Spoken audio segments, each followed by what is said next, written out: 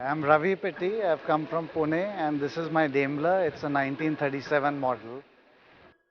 It was built to suit for Maharani Indumati of Kolhapur. She got widowed at a very early age as a 13-year-old. So this was specially ordered by her, and going by her widow status, the car is fully white, and it was also ordered such that the chassis, the engine and the steering wheel were white. She was in her teens when she ordered it, and it's a Parda limousine. Means that between the driver and the back seat, it was these glass partitions that were completely darkened so that the driver can't see her. And it was also soundproof. So her communication with the driver was through an internal intercom. She had a small little sunroof, which was more like for ventilation. So while she's, because in those days they didn't have air conditioning.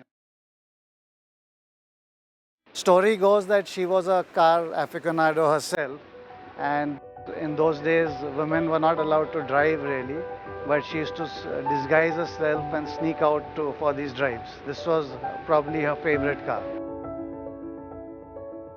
Because she was a widow and she didn't have any heirs, so when she passed away in 1971, she chose to give the car, bequeath the car to her personal secretary, Munimji, who she was very fond of.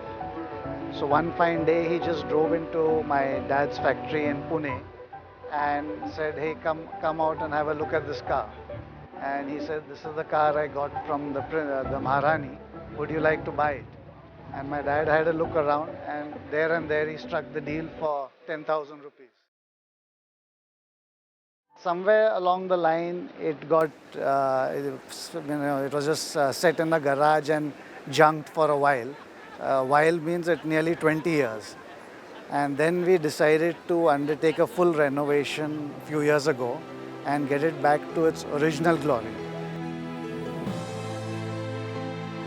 Again, there are a lot of Maharaja cars in India, but of course many of the queens and princesses used cars, but they were ordered by the kings and given to them to use.